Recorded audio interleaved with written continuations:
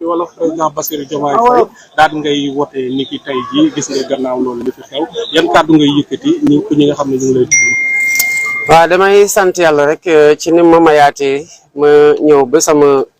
fi ma juddoo sama dëkk di Njaay biir Ndiaganiao ci département de Mbour fekkaat fi samay waajur ni ngeen leen gisee seen at yi xaw nañu sori waaye yàlla sàmm na leen ak métit bi ñu muñ ko delluwaat ci moom ba ma mën leen fekkaat mën def sama devoir citoyen maanaam woote. gis ngeen tamit waa dëkk bi niñ ma tertoo waaye li ma mën a comprendre la parce que fii laa juddoo yaa 44 ans ci gannaaw ni ngeen ko xamee minuit bu duggee sama anniversaire dugg na je suis né le 25 mars 44 ans yoo xam ne mosuma toog def 2 mois yu ma toog yu ma ñëwul ci dëkk bi bu baree ba bare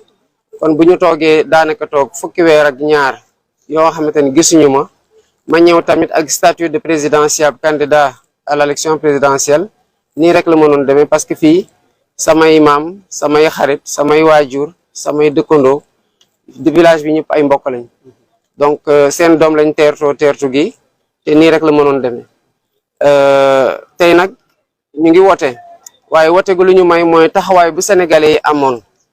il y a quelques semaines pour xeex pour que élection bi nga xamante ne dañ ko bëggoon toxal ñu jëmal ko laata mandat président bi fi nekkoon di jeex muy le 2 avril xeex boobu dañ ciy rendre hommage delloo njukkal bu baax a baax le peuple sénégalais parce que li ñu am nii tey c'est résultat wu xeexam la kon bu dee koo xamante ne mooy le héros de la journée c'est le peuple sénégalais boo xamante ne dafa tenir à ce que ñu respecter sa souveraineté ce moment de solennité bu muy tànnee kan moo koy jiite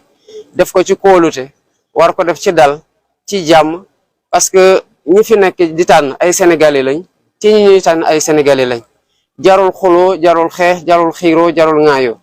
li suñu ñaan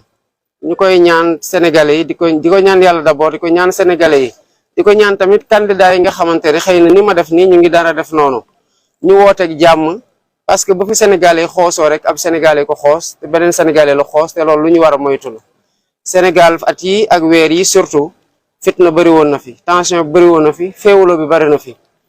te président de la république bi ma bëgg a doon mooy bu ñëwaat doon président puso buñ ko mënee woowee noonu ñu rabbaat diggante yi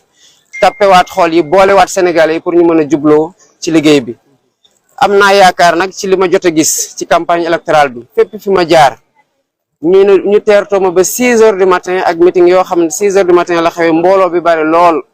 ci tàngooru Linguère 45 degré nit ñi di daw ci suñu gannaaw oto pour topp ñu ci guddi nit ñi di ñu xaar ba xaaju guddi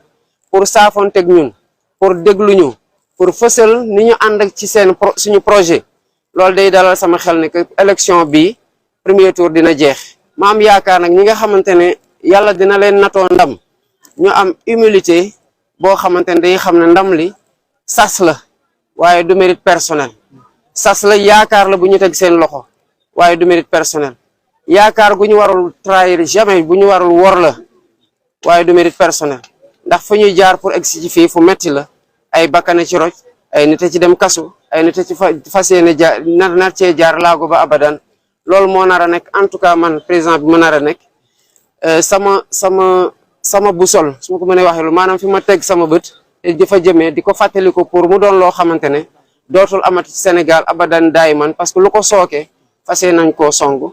donc di woote jàmm di woote waat jàmm di woote waat jàmm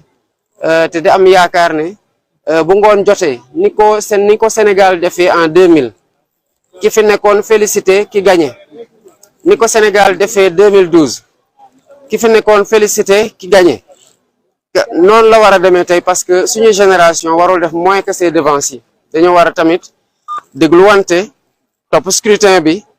ànd ci toute la bonne foi qu'il faut et l'acceptation du résultat bu ko defee jàmm ju ñu bëgg dina am de Sénégal luñ ko xamee woy bi dina gën a rafet ñu mën a jublu ci liggéey bi bu ëllëgee ndax urgence yi bari nañ situation dëkk bi metti na te c'est des défis yoo xamante ne amuñu temps bu ñuy xaar pour bañ leen song à bras le corps pour mën ko dindi ndax sénégalais yi sonn nañ waaye incha allah rabbi tey la seen rongoñ di fer bu soobee yàlla.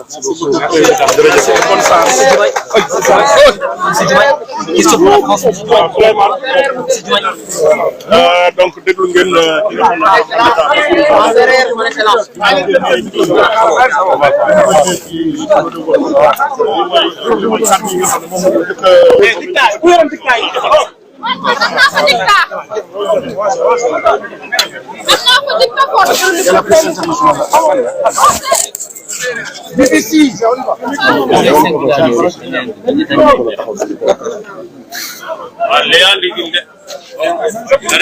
ki nga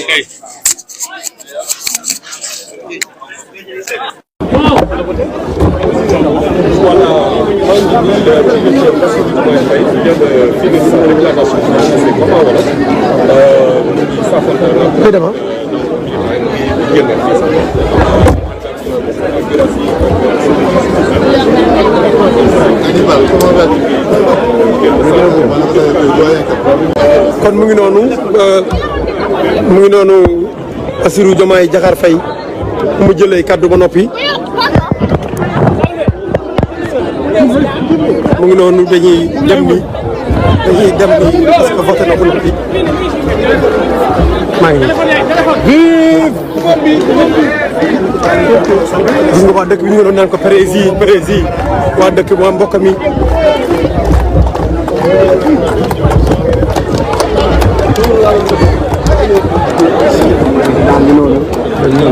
accompagné de ses deux épouses.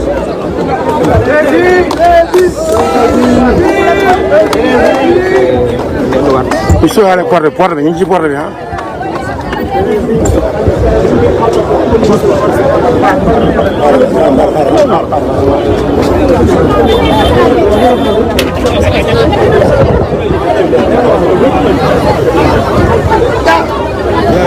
Nice.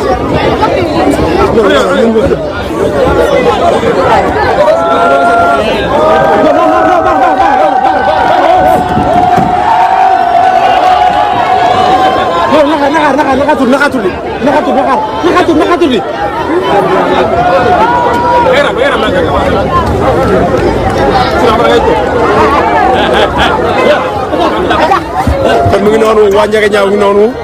génn doon teeru seen doom Bassirou Diomaye Diakhar Faye waa dëkk baa ngi noonu di yuuxu di zibale waa dëkk baa ngi noonu di génn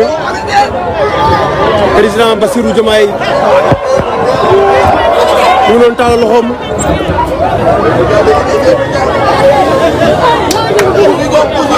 les futurs présidents de la République